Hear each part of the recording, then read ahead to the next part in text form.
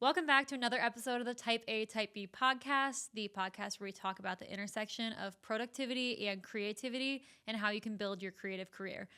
We are leveling up a little bit. This is our first day in an actual studio, so not trying to make it work in my house and all of the audio problems. If you've been here for a while, you are well aware of our audio problems we've been having, and those days are officially over. So I am super excited to talk about this episode. I had actually recorded this before, but I figured I liked the content so much, let's do it again, but just higher quality. So what we're talking about today is failure. And I know that everyone in basically any career, but especially if you're in a creative career, failure is a big thing to deal with. It's really, really hard when you're creating this creative career, whether you're in like a 9-to-5 job or you're trying to do it yourself, creating a little side hustle or freelancing. I feel like failure is par for the course. You're always going to fail because you're trying to make your own path. There's some paths that you can't follow. If you're trying to become an accountant, there's a very, very clear list of steps that you have to do. But if you're trying to do something more creative, there is innately more risk and less certainty as you're doing that. You have to take a lot of leaps of faith in yourself, your confidence, in your career, all the things you're doing. So there's a lot of failure that you're going to experience. And the thing about failure, especially as a creative, much like what I've talked about in the burnout episode, is that you can take it so personally. I know me personally and a lot of other people who consider themselves quote unquote creatives, so much of your creativity is at the core of who you are as a person. So when you quote unquote fail at something in your career, you're going to take it really personally and you're going to be extremely self-critical.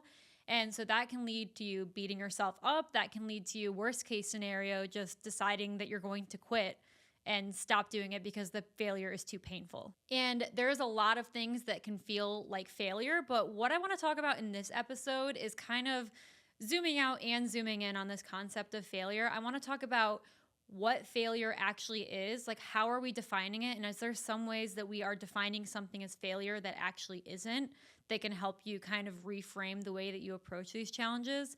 And I want to talk about how failure can actually be really instructive to your creative process. There's a lot of learning that you do through failure. And a little bit of the psychology behind it. I kind of went down the rabbit hole in doing some research, connecting this to all this like psychological phenomena to show you that failing is such a natural and productive thing. And then I also want to wrap up by just talking about some of my favorite failures that I've had in my life and what I've really learned from failure. So we're kind of flipping the script on failure and we're turning it into something that can actually be really necessary and really positive. So we're just going to get right into it. And the first thing that I want to talk about right now is that it is okay to fail. I feel like, especially if you have so much pressure that your creative practice is what's bringing in your money, whether it's all of your money or just like as a side hustle, as a supplementary income, it can feel so scary to fail about something. And it feels like everything is in the balance and people are going to judge you. And I just want to let you know that everyone is just as scared as you are as you're building your creative career. And if you fail, plenty of people, if they're more successful than you, they've probably failed a million more times. So it's not like someone who's really successful all of a sudden got lucky on their first or second or third try. I think, is it like Einstein or something? He failed a million times before trying to, or it's the guy who did the electricity. I don't remember what his name is, but he like was a total failure before he actually achieved that. Over and over again, he was trying to do something and ended up discovering something that changed the world. So I think keeping that in mind about like failure is not only okay, but it's actually normal. And a lot of people will just hide their failures, but they're still happening. You know, you can't hold yourself to the same standard as other people, like what they are showing to the world. And I guess one thing that I want to kind of advocate for here is being open about your failures to other people, so you're not helping to contribute to that stigma and just showing you, this is like when people build in public.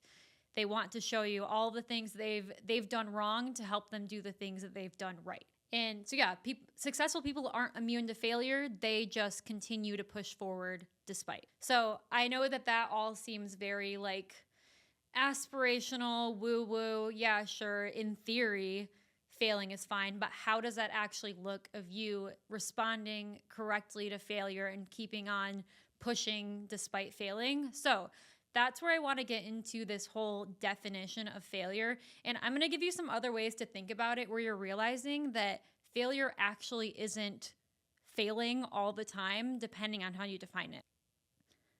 And this can totally change the whole way that you approach your creative practice. I know that since I have started thinking in this way, it's completely changed the way that I have approached something with confidence and with curiosity and with flexibility. So I hope that's what you get out of this too.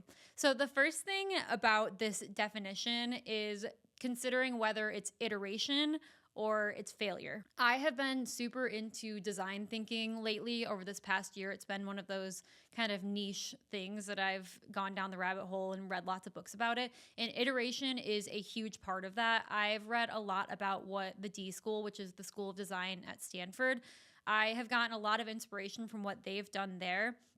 And they talk about this process of iteration. And if you look at it on its face objectively, is iteration not the same thing as failing? You're doing so many different things. Like, let's say you have this one end goal and you try ways A, B, C, D, E, and F. And maybe some of those work, some of those don't work. You're doing it, you're technically failing at all of the ones that don't work, but it's just reframing how you're looking at it. Whereas failing is such a negative way to look at it. Iteration just puts a positive spin on it. And I think that just looking at any of your failures as iteration, because it is iteration as you're just trying to learn how to do something, that totally flips a switch in your mind that it's like, I am just iterating right now. So there's this one example that I want to talk about from the D School, actually. They did this experiment in an art class. It was like a pottery class or a painting class or something. And they gave two different groups different criteria for how they would basically get an A at the end of the class.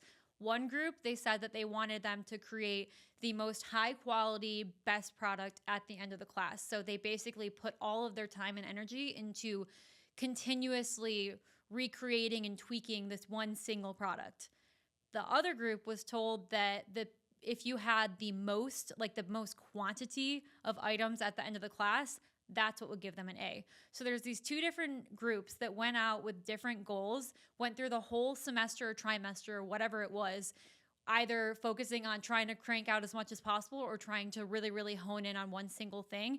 And kind of surprisingly, kind of not surprisingly, the people who were focused on just doing as much as they can, basically rapidly iterating what they were doing, they, in the end, created better stuff. And because they gave themselves the ability and the freedom and the okay to fail just to reach their end goal, they ended up with much better things. So I think like approaching your life like that, and I'll get into perfectionism later because I think that plays into this idea of failure a lot, but just giving yourself the freedom to fail openly and make it your goal to just fail as much as possible so you can learn this. I think that whole idea of iteration is so, so strong when you think about failure. Another thing about defining failure is failure for who. You might set out to do something and you don't achieve that one thing, but that doesn't necessarily mean you failed. Yeah, you like learned things in the process and everything, but I'm talking about in a different way. Like you could have actually done something right in there. You just are not solving what you originally set out to solve. So I want to give some fun examples that I found when I was researching this that I had no idea. Did you know that Viagra was originally created to treat heart problems like high blood pressure and chest pain? Also, Play-Doh, it was originally wallpaper cleaner. And then they found out that all of these children in schools were using it to make ornaments for like the Christmas play. So then it transformed into what it is now, which is like a dough that kids play with. And then Post-it notes too, that actually came from wanting to create a really, really strong adhesive, and then it ended up being Post-it notes. So think of all of these things. Were those technically failures? Like Post-it notes, their adhesive is notoriously not incredible. So if you judged it based on like, did you create the world's strongest adhesive? Absolutely not by a long shot. But did you create something else that is extremely useful and probably more useful, like more widespread than the adhesive itself. People are using Post-it notes all the time. So I think those are just like really interesting examples. And there's so many more. I could have listed like 15 more of them. I just found those ones and I thought they were the most interesting. But just so I think that when you fail at something, yeah, initially kind of mourn that idea a little bit. You weren't able to do the thing you set out to do, but don't look at it in a pessimistic way necessarily. Reframe your mind to saying, like, okay, I didn't solve that problem, but is there another problem that this is solving unexpectedly? Get other people in on the process too. Maybe like you are not going to be the person who identifies the solution that you're providing, but just sharing with other people, being open about it, maybe that can help you collaboratively define if you are solving a different problem that you didn't intend to. So basically, if you look at iteration or solving a problem you didn't mean to, a lot of failure can be chalked up to a normal part of the creative process and the creative discovery. And it's not actually failure in itself. Like true failure, I feel like does not happen unless you give up on these ideas before they turn into something productive. That's how I feel. And that's the difference between iteration and failure essentially, is whether you stop or you keep going. So now we are clear on the definition of failure. We know what is and what isn't failure and how to find the wins in the failure. So I want to talk about this mantra that is kind of it's helped me let go of a lot of this fear of failure. And it is failure sucks, but instructs. That you have to go through a lot of this uncomfortable growing pains in order to really learn what you're trying to learn, especially if you are newer to your creative practice, you're trying to pick up all of these new skills. There are very few things that you are going to be great at off the bat. There might be some things that you are just naturally gifted at. That happens with some people, but for a lot of people, they have at least one thing that they're just naturally really, really good at. But for most things that are worthwhile to learn, you are either going to be mediocre or actually very, very bad when you start. And I think it'd be kind of boring if you could just pick up something automatically and be great. I think a lot of what helps you create this emotional connection to what you're doing as a creative, because there is so much of it that there's a reason you're choosing to have a creative career instead of being a mathematician or something. It's because your heart is in it. And I don't think you're going to forge as strong of these connections if you can just snap your fingers and you're doing it perfectly right away. As you fail, you forge deeper skill. Imagine if you're trying to do something and this has happened with me before, not with creative things, but I remember when I was little, I played tetherball. My mom was really, really good at tetherball, so she taught me how to play it. The first time that I played it, I was so good and I was insufferable about it. I wouldn't play it again. I would just go the rest of my life bragging about how good I was at tetherball.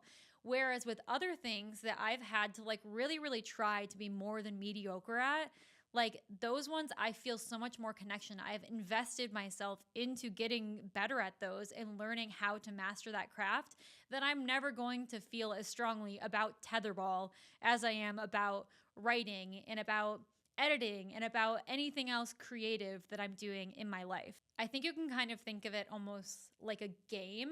You know how people don't play video games if they're too easy? You have to kind of have some failure to make it interesting, to give you some skin in the game. Just think of it as a game. How many failures can you work through? And maybe you fail 3 times, and then once you finally get to that 4th time that you succeed, it's so satisfying, and it's almost like an addiction to get to the next level, an addiction in the best way. And I think that the whole process of just building thicker skin as you're going through this failure process, this learning process, is extremely necessary for a thriving creative career. Okay, so there's an interesting analogy that I want to know here that kind of creeps me out when I learned about it, but I think it's a perfect metaphor for this.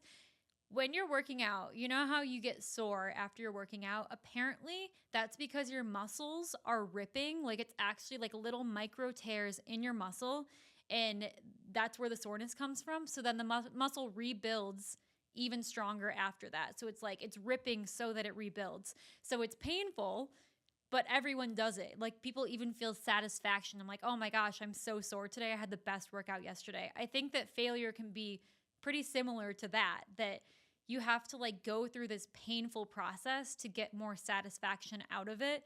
And it can help you take on more failure. So if you want to write a book or something. Let's say you start just by writing a short story that you post online and it's not very good and you have to get better at it, and it can be kind of painful as you're working through that.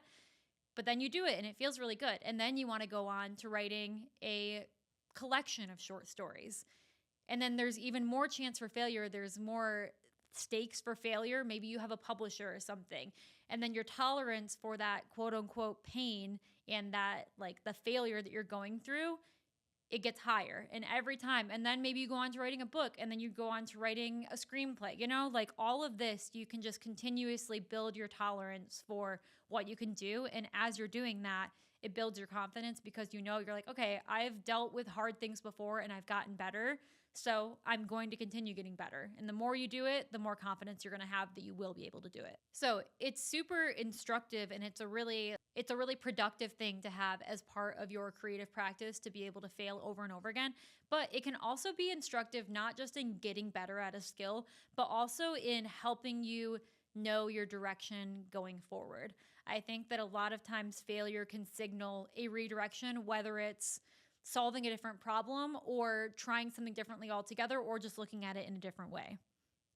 So I think this probably isn't the most common, but sometimes a sign that you're failing over and over again, despite trying everything you can, approaching it a million different ways, sometimes that your heart isn't really in it. And I'm hesitant to say that because I don't want people to take that as like, oh, if you're failing, then it's just not meant to be. But sometimes if you check in with yourself, this might be an early indicator that you don't care to like look inside of yourself and being like, okay, I think why I'm failing at this is because there's some amount of self-sabotage. So, for example, I've talked about on this podcast before a couple times my little foray into interior design, that I started my blog and my Instagram, and I was like, okay, I'm going to get certified in interior design. So I did it, and I started trying to take on some clients, and I got some clients here and there. And like, no matter what I did, I was like, I feel like I'm doing everything right. I just am not getting any clients. And once I was like at a point where I have to make a decision, I'm like, is this worth it for me to continue doing this and working really, really hard to get more clients, or is it not? And when I thought about that, like of me stopping trying to do that, I felt relief. I was like, hold on. I think that I'm failing because I actually don't want to do this. Like if I truly wanted to do this, I know I would have been able to succeed at it. So I think that like I was subconsciously not really trying to succeed because I didn't want to do that, because I didn't enjoy doing client work for interior design. So I think that that's probably not the norm for most things, but if you are failing over and over again and you're giving it your best shot and you really only want to succeed for the sake of succeeding, it might be a sign of like a total redirection. Maybe you don't want to be a videographer. Maybe you just like the whole movie process, but you actually want to be a screenwriter, or you want to be in production. Or let's say that you thought that you wanted to be a singer, but you find out that you actually like being a graphic designer, like a totally different redirect. I think check in it with yourself and seeing if your heart is telling you something every time you're failing. But sometimes, in most cases, I don't think that it is the problem. I think a lot of people have a lot of conviction in what they're doing in their creative process. And if they are failing over and over again, it might not be that they need to just stop and give it up altogether. They just have to reframe the problem. Like I said, I've been really interested in design thinking lately, and there was this one book I read about design thinking that I think illustrates this really, really well. And this is going to sound a little silly, but I'll give actual examples after this. So basically, they gave this example of someone was trying to create the perfect light bulb so that they had the best light to work by. And they tried over and over again, and they couldn't find the perfect light bulb. Like they couldn't create the perfect light bulb. But they found out that like, oh, maybe we don't need to create the perfect light bulb. Maybe we need to change our working hours so that we're working when it's like peak daylight. Or maybe you need to redirect your desk so it's facing the daylight. So obviously, that's not like a real problem that people are having, but I think it illustrates this a little bit. Is like you are trying so hard, you're putting the solution into the problem. Your problem isn't that you need a new light bulb. Your problem is that you are not getting enough light to be productive while you're working. So I think there's some other ways that can demonstrate this in more tangible kind of ways. Let's say that you think that your problem is that you need to create a really, really good process for prepping to write because you have really, really bad writer's block. But see there, that has the solution in the problem, creating a process to change your writer's block. Really, what you just need to do is eliminate your writer's block or reduce your writer's block. So maybe the solution isn't to have that process. Maybe putting a process on top of something you're already doing wrong isn't going to help. So let's say you have a lot of anxiety lately and it's affecting the way that you sleep. It's affecting your creative brainstorming. It's affecting your ability to focus. So in order to overcome your writer's block, you don't have to create a better process. You need to get your anxiety under control. Another example. Let's say you're trying to put together a really solid marketing campaign to promote this new collection that you just made for your clothing line. And you think that you're sure this is the answer. You're fully focused and invested on creating a better marketing campaign. But let's say you keep trying to create this marketing campaign and you are not getting the results you want. Your sales are still really low. You're spending way too much on this and you feel like, okay, this is just not a popular collection. But again, you're putting the solution in the problem. Your problem is you need more sales. The solution isn't a marketing campaign as you're discovering. Maybe you need to make better connections with a distributor near you. Maybe you need to make better connections with a local shop who can display your stuff. Maybe you need to start putting up a tent at a flea market. There are so many, once you just zoom it out a little bit, that you are just like, what is at the core? Your problem. If you zoom way out, I guess it's money. But if you zoom just enough, you can see that the problem is actually that you're not making enough sales. So I would just encourage you, anytime that you think you are failing at something and you want to think critically about why you're failing and how you can stop this failure from happening, think if you are putting the problem in the solution, or putting the solution in the problem rather. So there's been a lot so far. I got more. I want to tell you how to fail in the right way. I've been saying all this time, failure's good. It's necessary. We need it to create a better practice. Again, you're probably like, yeah, in theory, but how do I do it? So this is my best take at that. My best, not even just my advice, what I've found in my research I've done for this is the best way to fail is to fail quickly. There's this one book called Juggling for the Complete Klutz, and it's what it sounds like, telling you how to juggle. And the first step there, which was a really, really cool thing, and I feel like this is something I take into my whole life now anytime I'm trying to tackle something. The first step is not to toss one ball back and forth between your hands. The first step, you throw all the balls up in the air and you let them fall on the ground. You fail quickly because you're probably scared that oh, what if I start and then one of the balls drops? Throw them all up in the air and then they fall on the ground. There you go. You have nowhere to go up from there because all three of them already fell on the ground. So I think psychologically getting this out of the way, just thinking of your worst case scenario, your worst failure. Maybe you're trying to do something, you're oh, the worst thing is that I sit down to write and I can't write anything. It's okay, well then just sit down and then try to write, and yeah, maybe you don't write anything for that first round. There's your failure. You got it out of the way. Just fail quick and be okay with it, and even look forward to failing because then you have nowhere to go it up. And focus on the small successes too. So if you're into psychology at all, you probably know who Bandura is. He has lots of studies that are super famous. And there's this one that he talks about phobias, but I think it's really applicable to failure too. That it was about the importance and the ability of small successes to completely reframe ourselves or reframe how we're looking at a situation and building our confidence up. So basically, these people had these really, really bad phobias. Let's say it was snakes. So the first step, that they have a snake in a different room, and then this person is in another room. The first step was just to walk up to the door and stand there. And these people had really, really, really bad phobias. Not just oh, I don't want to hold a snake. They were terrified about these snakes. And so them just standing on the other side of the door, they could be hyperventilating. They could be freaking out. But they're just stand there for 10 seconds and do it. And then they did it. And that was a very small success. And slowly, little by little, they would stand there with the door open. And then they could see the snake. And then they would go into the room and just stand in the same room as the snake. And eventually, they would actually be able to hold the snake. Because with each round, each small success that they had, they built their confidence and they felt like they were exercising more agency about their own life and like overcoming their own fears, that once they finally got to that end, I don't think they're going to be getting a snake as a pet or anything, but they were able to hold that snake. And I think it's the same with failure. Just lean into the small successes, that if you are failing over and over again, look for like the little thing that you did right. Yeah, like maybe you want to start a YouTube channel and you posted your first video and you get 5 views. Hey, that's 5 views more than before. And then you post your next one and you get 6 views. Just anything big. And even if you got a ton of hate comments on them and everything, focus on your small successes, and growing those each time is going to help you build that thicker skin, like I said, about failure to keep going. And if Bandura is right about anything, I think that this will help you continuously just get better and better and become more, for lack of a better word, immune to this failure, immune to the bad effects of this failure, but reaping in all the benefits of it. And another thing here about being intentional about the way that you use your failure is to get over your maladaptive perfectionism.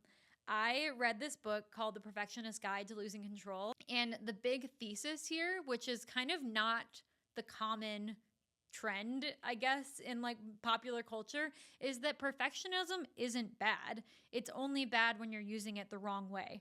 I think that a lot of times people can use perfectionism as a crutch, that they do something and they're just overly critical about it and they'll perceive it as a failure, but it's like, did it actually fail? If you're looking at anyone else who is not in your field, I notice this a lot of times when I do something that I'm overly critical of and I show it to people who are not in that field. Like I made a podcast that I'm not proud of.